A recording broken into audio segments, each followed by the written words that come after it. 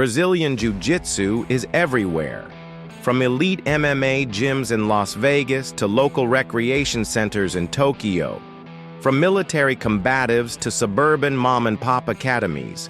It's practiced by fighters, soldiers, kids, celebrities, and CEOs alike. It promises real-world effectiveness. It rewards technique over brute force. It builds communities as much as it breaks grips. And yet, most practitioners don't know where it comes from. Not really. They may know the names Gracie or Rio or Veiled Tudo, but they often skip the most important chapter of the story, the one that started on the other side of the world with a man named Jigoro Kano and an art called Judo. If you're passionate about martial arts history, this video is for you. We're diving deep into the forgotten roots of BJJ. And trust me, by the end of this story, you'll never look at your training the same way again. So if you're new here, hit that subscribe button.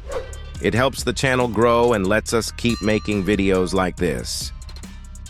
To understand BJJ, we must first understand Judo, not just as a sport, not just as an Olympic spectacle, but as a revolutionary idea. In the late 1800s, Japan was in the midst of modernization. Its samurai class had lost power.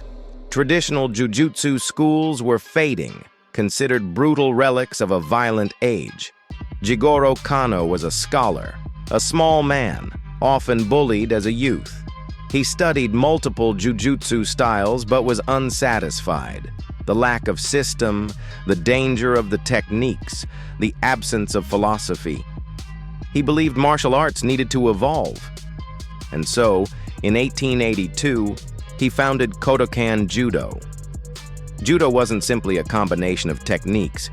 It was a framework, a fusion of science, pedagogy, and ethics. He removed the most dangerous techniques. He introduced safety, structure, and purpose. He created a ranking system, training method, and educational curriculum.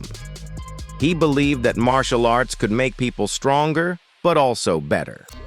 His motto was simple: maximum efficiency, minimum effort, and mutual welfare and benefit. Two ideals that would shape not only Judo, but its future offspring. Among Kano's most talented and daring students was Mitsuyo Maeda. Known by his nickname, Count Koma, Maeda wasn't just a technician, he was a fighter, a traveler, a missionary of movement. Kano chose him to help spread Judo globally. But Maeda didn't spread it through lectures or demonstrations alone. He fought in circuses, on ships, in theaters, in challenge matches, against boxers, wrestlers, and anyone willing to step on the mat. He wasn't rigid about style. He was flexible, adaptive, a true martial artist. Between 1904 and 1914, Maeda traveled across the United States, the UK, France, Cuba, Mexico, and more. Wherever he went, he brought with him the essence of Judo, but not the modern sports version we see today. He taught and fought using early Kodokan Judo, which still included many techniques and principles of classical Jiu-Jitsu, especially Newaza, groundwork, and Maeda excelled in it. While many judoka focused on throws, Maeda emphasized submissions, pins, chokes, and positional control. When people say Maeda taught Jiu-Jitsu in Brazil, what they really mean is he taught Judo as it existed before Olympic regulations and sportification narrowed its scope.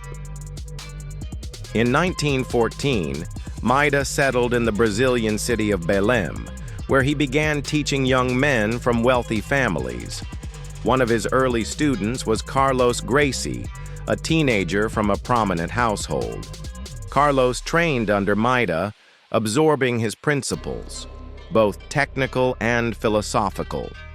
He was fascinated not just by the techniques, but by the idea that a smaller person could overcome a larger one through leverage, strategy, and timing. Carlos would go on to teach his brothers, including Helio Gracie, who would become the architect of Brazilian Jiu-Jitsu. Helio was physically weaker than his brothers. He couldn't perform big throws or explosive takedowns. So he adapted what he learned. He focused on what worked for him, fighting from the bottom, conserving energy, controlling space. He emphasized guard work, positional progression, and submissions from inferior positions. From necessity, he created innovation. And Brazilian Jiu-Jitsu was born. But it was not a creation from nothing. It was a modification of Judo. Let's be clear, the core structure of BJJ is Judo. The hierarchy of position, guard, half guard, side control, mount, back, the use of chokes and joint locks, the importance of base, balance, and posture, the belief in technical superiority over strength. All of these come directly from Judo's foundation, especially the Kodokan Judo branch, which focused heavily on groundwork.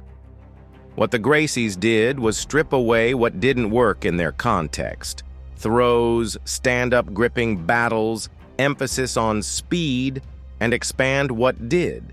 Patience, control, positional dominance. They weren't inventors, they were engineers, tuning the engine, refining the mechanics. What emerged was a new dialect of an existing language. As decades passed, Judo and BJJ took very different roads. Judo became increasingly formalized and eventually Olympic. With that came restrictions, limited time on the ground, rules against leg grabs, standardized uniforms and scoring systems. Brazilian Jiu-Jitsu went the opposite way, opening the door to no-gi, to submission-only formats, to everyday practice, to rolling, experimenting, growing through live sparring. It wasn't just a sport, it became a lifestyle, a community, a philosophy. Yet even as their rules diverged, the roots remained tangled. Every armbar, every transition, every grip battle, it all traces back to Maeda, to Kano, to Kodokan. In modern MMA, the hybrid becomes obvious. Judokas like Ronda Rousey use their throws to control position and pace. BJJ practitioners like Charles Oliveira or Demian Maia use transitions, submissions, and strategic groundwork to finish fights. Even fighters who don't formally train in either art use principles from both. Breaking posture, controlling hips, maintaining frames, advancing position. MMA has revealed what the history books already knew. Judo and BJJ are not enemies. They are siblings, raised in different homes, carrying the same bloodline.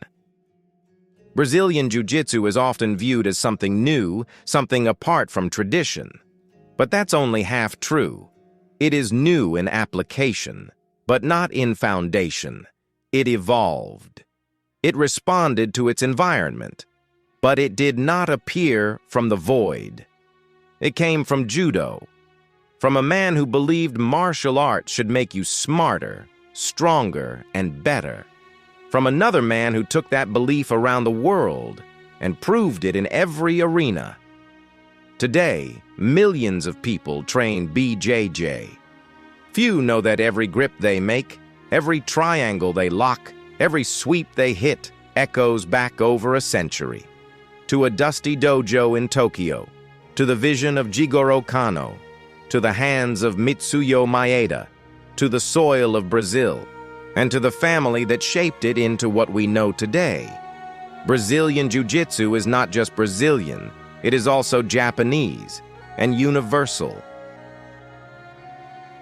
If this story gave you a new appreciation for your art, if it made you see the mat a little differently, then do one thing: honor the root. Like this video. Subscribe for more deep dives into martial arts history and philosophy. And leave a comment. What's your experience with Judo and BJJ? We read everything. Next episode, the rivalry between Judo and BJJ, from dojo to MMA cage. You won't want to miss it. Until then, stay humble, stay technical, and keep learning.